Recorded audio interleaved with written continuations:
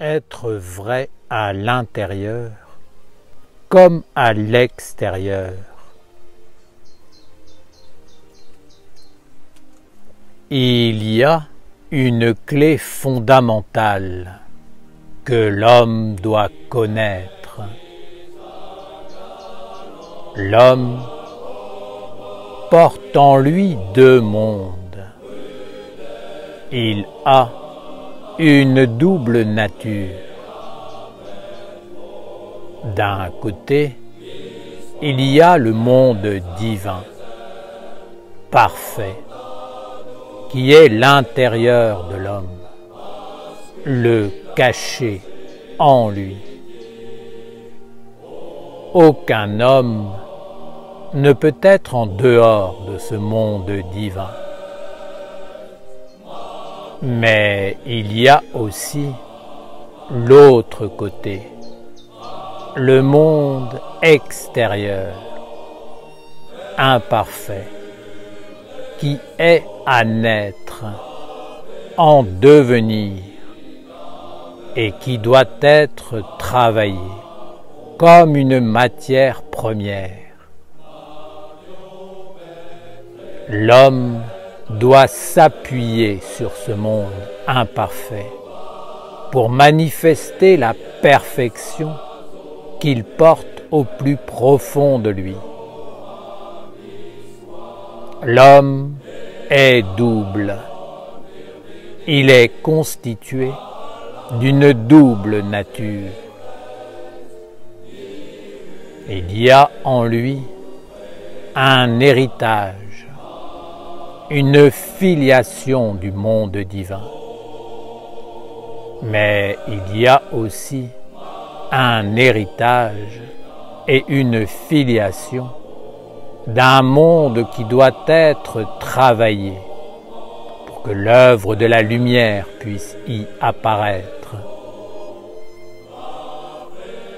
C'est à l'homme qu'incombe la tâche de faire naître la lumière dans ce monde où règnent les ténèbres, le chaos, le néant.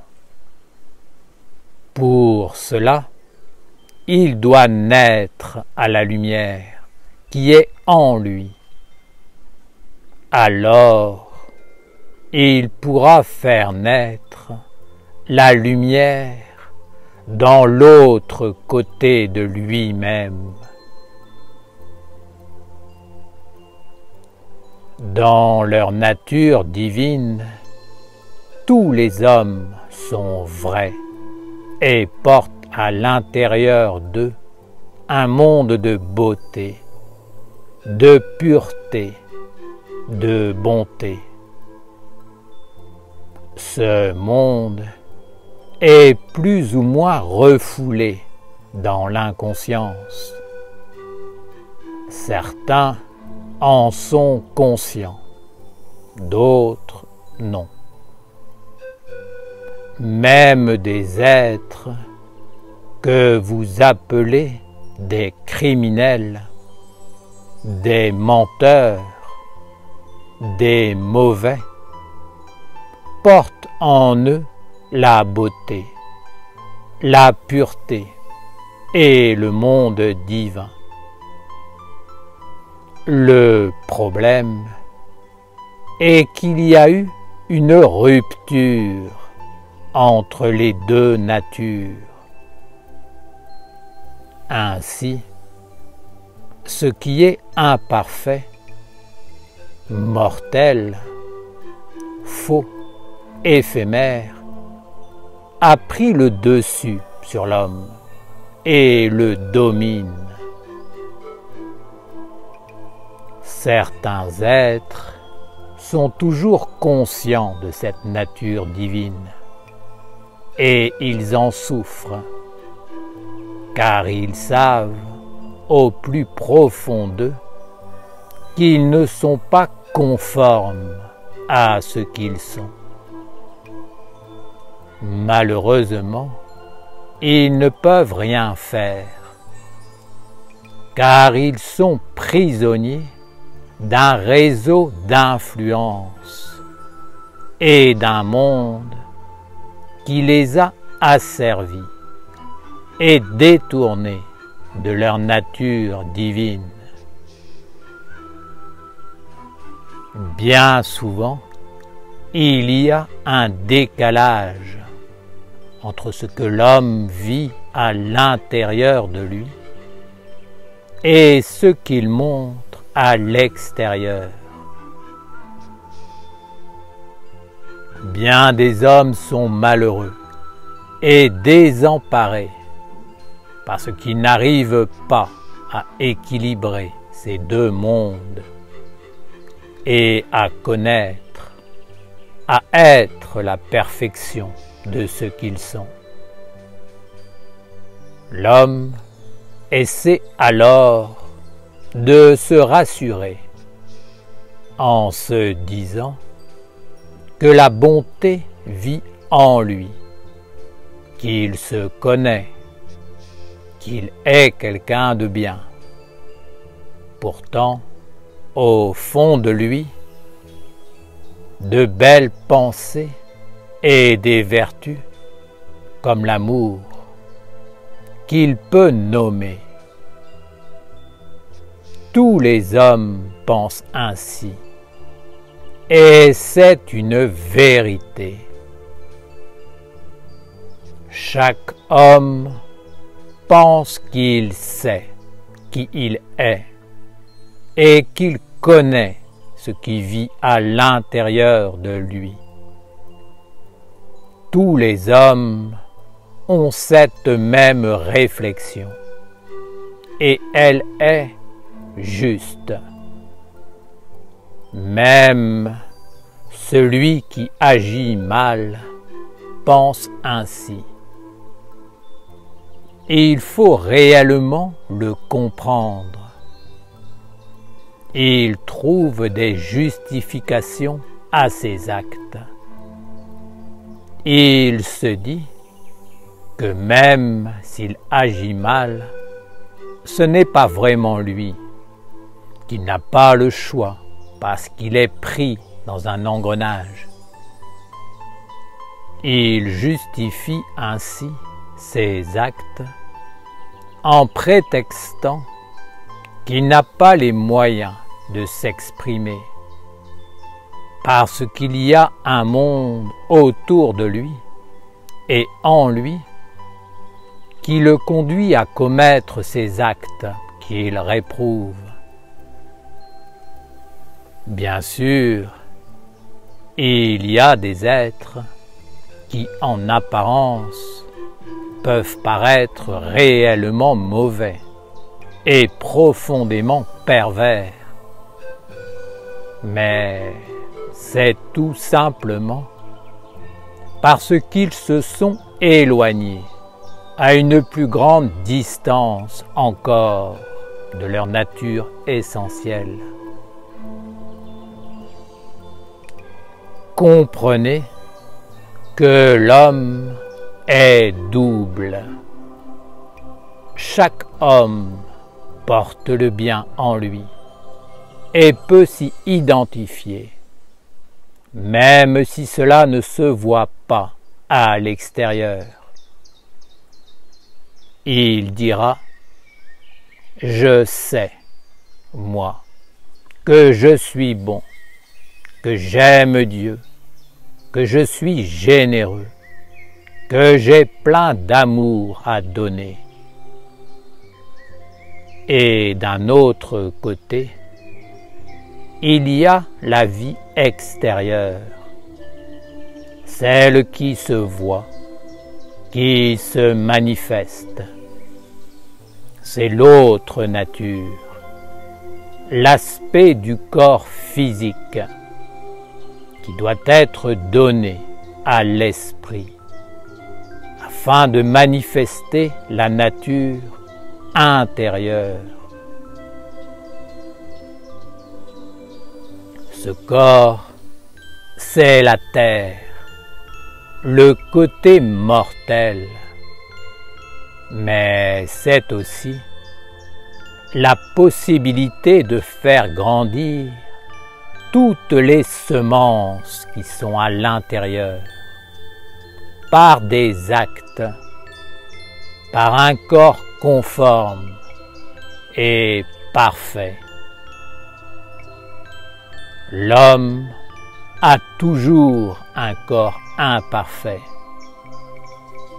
Il peut même être à l'opposé de ce qu'il porte au plus profond de lui, en apparaissant comme une personne détestable, menteuse, jalouse, violente à l'extérieur. Mais il ne faut pas perdre de vue que ce n'est qu'un corps, qu'une matière première qui doit être travaillée et transformée. Cette partie de l'homme est mortelle et retournera à la terre. Mais elle peut, par l'art de la sublimation, devenir porteuse de l'esprit et enfanter la lumière. Où est l'homme dans tous ces mondes, entre ces deux natures? En vérité, la vraie vie de l'homme est confinée dans cette partie mortelle, imparfaite, qui vit à l'extérieur de lui et lui permet de s'identifier à son être véritable aux yeux de tous les mondes qui vivent autour de lui. Soit l'homme est faux et il entre dans la fausse identification, soit il est éveillé dans le vrai et il manifeste dans la pureté le côté divin, maîtrisant la nature mortelle en la mettant au service de l'immortel. Ce cas est bien sûr beaucoup plus rare. Naturellement, l'homme pense qu'il est bon. C'est sa part d'héritage divin. Mais il doit manifester cette bonté sur la terre en lui donnant un corps, en la faisant apparaître dans la perfection, en la faisant vivre dans le monde extérieur. Alors, cette bonté sera vraie, impersonnelle, divine, et l'homme connaîtra réellement la divinité de la bonté, car il l'incarnera, il sera elle. C'est ce corps impersonnel, pur, qui est appelé l'œuvre. Cette œuvre appartient essentiellement à un monde supérieur et sa destinée est de demeurer sur la terre pour indiquer le chemin. Personne ne verra jamais ce qu'un homme porte en lui, parce que c'est un acquis du monde divin, une mémoire, une tradition, un lien sacré.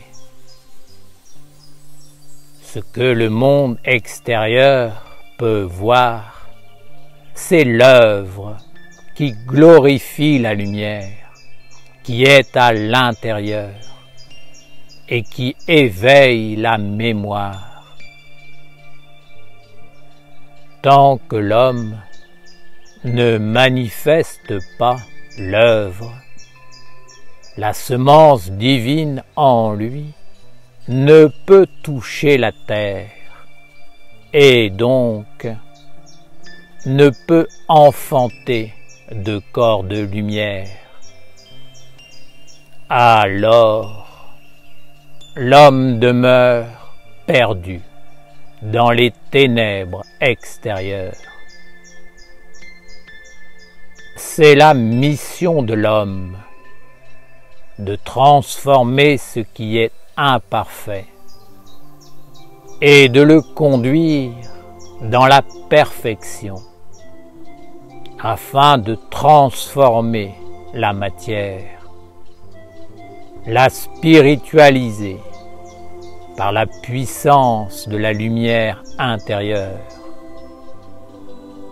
Alors, il libère toutes les créatures qui sont enfermées dans les mondes imparfaits. C'est la mission de tout homme prenant un corps d'accomplir cette œuvre de transformation et de libération. L'homme ne doit pas se contenter d'être bon à l'intérieur et imparfait dans sa manifestation extérieure. Sinon, de vie en vie, il perdra son héritage divin et s'enfoncera toujours plus dans les méandres de la fausse identification, de l'inconscience et de la mauvaise nature qui l'enferme dans son monde. L'homme doit accomplir l'œuvre d'unir les deux natures pour enfanter la lumière jusque dans la réalité de la terre. Alors, il héritera de ce qu'il a mis au monde. Père Ouriel, comment faire pour donner une forme parfaite à ce corps imparfait et qui souvent n'est même pas représentatif de ce que nous sommes ou voulons être? Il faut ouvrir la porte de l'autre nature en vous et cultiver ce qui est divin, lui donner une consistance par la discipline, l'étude et la concentration. Il y a certaines vertus que vous devez faire grandir en vous et qui doivent devenir vivantes et agissantes dans votre vie. Il ne s'agit pas de vertus ou de valeurs humaines, mais des vertus reliées à un monde divin, impersonnel et pur. Pour cela, le chemin et la discipline de la ronde des archanges sont parfaits. Mais ce chemin doit être parcouru dans la rigueur, dans la discipline absolue. La vertu de l'ange doit être cultivée, rendue vivante dans votre vie, comme une force qui vous anime, une aura qui vous habite et vous protège, une intelligence qui vous éclaire et vous guide. Les psaumes des archanges doivent être un pain de vie qui vous nourrit, vous structure, vous donne une terre, un appui, une stabilité, un bon sens, une orientation, une clarté dans les décisions et événements de votre vie. Il faut que la ronde des archanges devienne le fondement d'un corps parfait, capable de traverser toutes les épreuves, de respirer dans tous les mondes et de s'ancrer dans le cœur de la terre jusqu'à entrer en communion avec la mer et sa tradition divine. Si l'homme garde la lumière uniquement dans sa vie intérieure, cela ne lui donnera rien dans sa vie. Au mieux, il la gardera et la ramènera dans un nouveau corps. Mais il n'y aura pas eu de transmission à la mer. La force des forces se manifeste lorsque l'homme se forme un corps de sa lumière intérieure, renforcé par la discipline, jusqu'à en faire une œuvre capable de vivre sur la terre, de se développer et de toucher la mer, la matière, la vie sur terre. Alors, il y a transmission et la mémoire de la tradition s'active, pouvant passer d'un être à un autre en transmettant la lumière dans la pureté, ouvrant à tous le chemin. Tel est le trésor, l'œuvre qui unit les mondes. Comprenez que dans la vision de porter le bien en vous, vous êtes tous frères et sœurs, vous êtes identiques.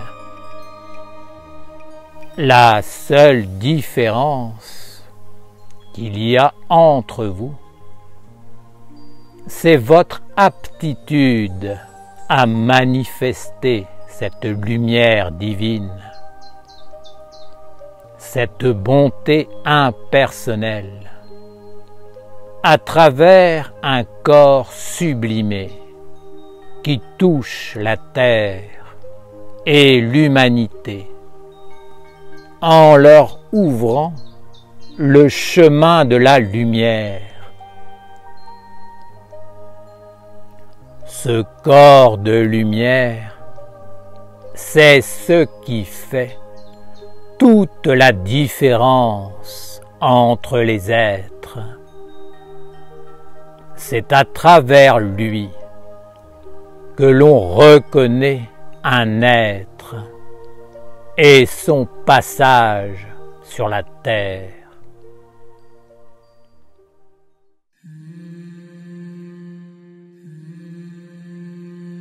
Terra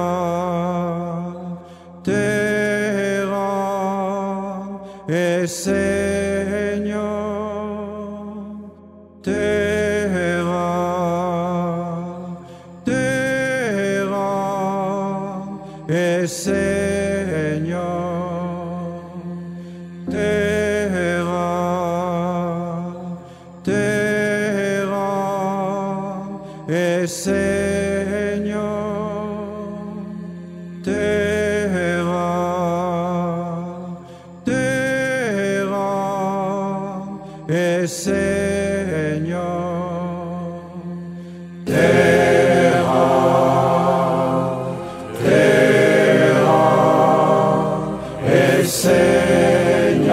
Señor, terra,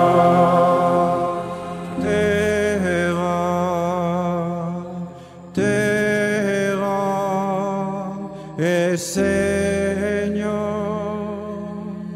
terra, terra e Señor, terra,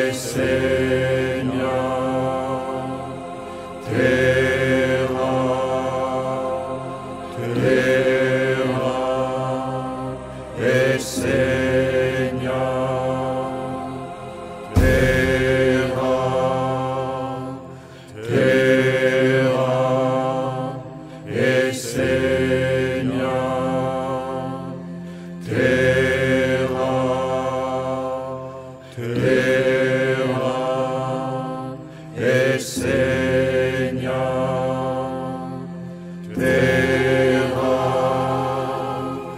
terra e Señor, terra, terra e Señor, terra,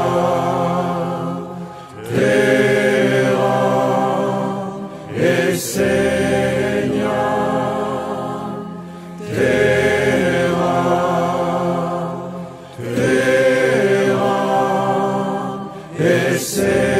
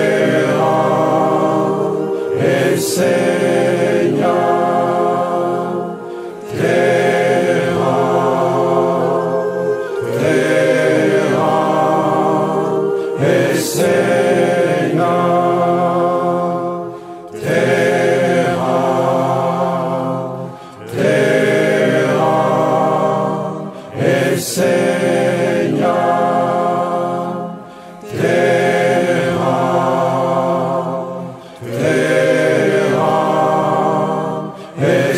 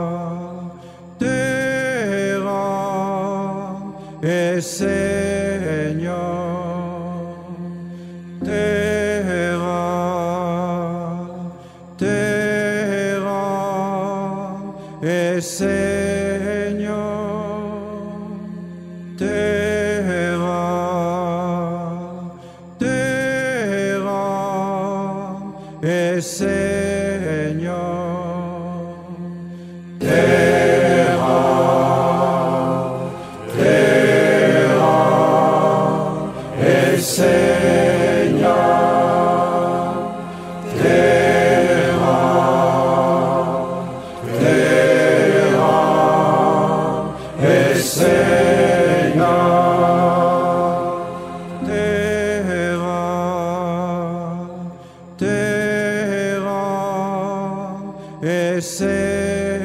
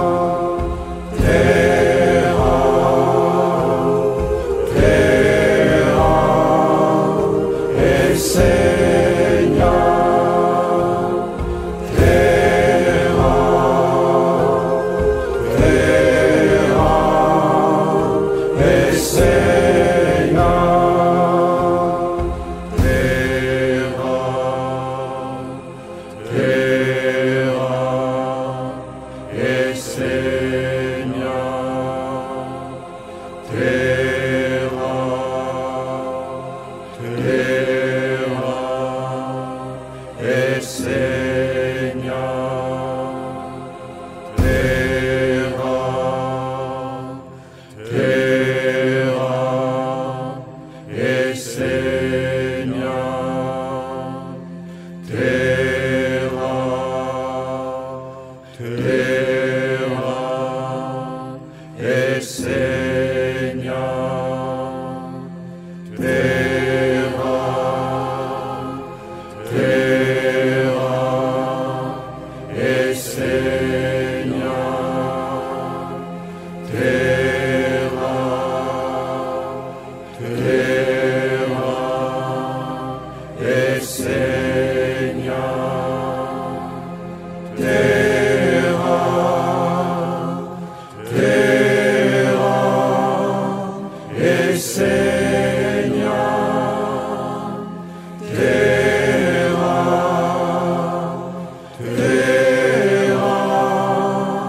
et Seigneur. Terra, terra, et Seigneur. Terra, terra, et Seigneur.